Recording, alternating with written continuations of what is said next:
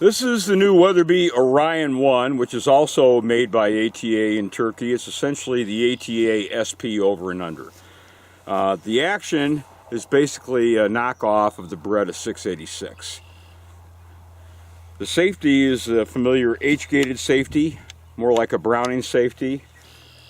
This one has 28-inch barrels. Nice job on the recoil pad. You can see the hard heel insert for snag-free mounting. The forearm is a little beefy, a little chunky. It's got kind of a pregnant look to it. These are 28-inch barrels, about a 7.5-pound gun. So let's take a few shots with 1-ounce loads and see if it goes bang.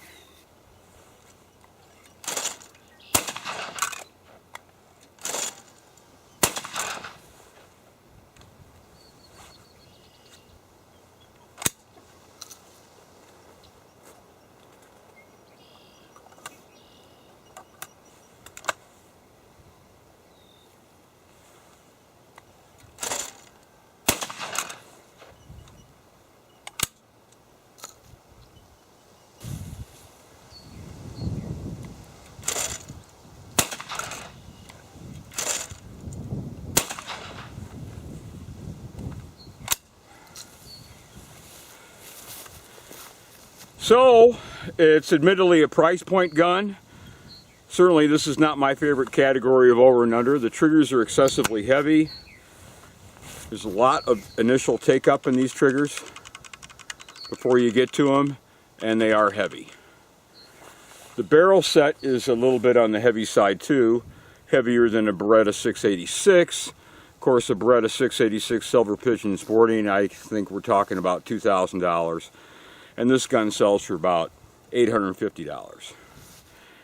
Can't tell you for sure, but I believe the receiver is black chrome, as is the barrel set, which is pretty much typical.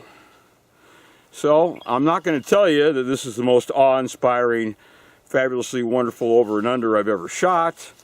Far from it. It's a price point gun. But at the same token,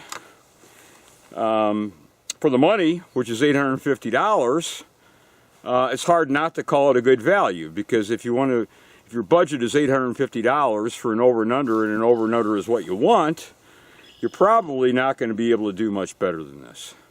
Like I said, it's functional. The ejection, as you can see, is very, very strong. And aside from the heavy triggers, it's not bad. Nice job with the stock. This is just their normal grade 1, but it's finished quite well. This gun had a rough ride with UPS. It caught a little smash here by the forearm. Pretty good whack somehow. And it also took a smash here. And the forearm, right where it mates with the receiver, is cracked. So we got a little crack right there. Not Weatherby's fault. I can't believe they would ship out something like this at all, but it's a UPS issue. So even though there was no external damage to the outside of the box, it probably fell off a belt once or twice. It's happened before. So there's not a heck of a lot I can tell you about this. Manufacturers are forced to offer economical over and unders because Americans like cheap, and you really can't get into what I would call my version of a quality over and under without $1,900 is about where it starts. Some of the less expensive Beretta 686s, the Browning Synergy in their base models, and the standard Browning Satori or Satori CX or Satori crossover, the classic Satori action. Those all fit. This gun is just kind of a, I guess you'd call it an all-around gun. It's got 28-inch barrels, too short, according to most people, for sporting clays. So as a dedicated clay gun, in and over and under, you might want a longer barrel set, and you might want a heavier gun. It's 7.5 pounds. For chasing pheasants, 7.5 pounds, as far as I'm concerned, that's too heavy, because most of my pheasant guns are 6, 6.25, and even the Fab Arm L4S 12 gauge is 6.75 pounds. So I think it's a good effort by Weatherby, because this is the type of gun that people buy. The numbers don't lie, and people want economical over and unders. They vote for that every year, but if you go too cheap,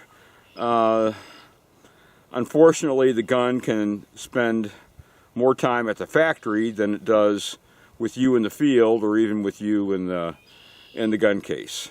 So as a class of gun, I have a tremendous disdain for cheap over and unders, but this is it's a credible effort for $850. So that's it.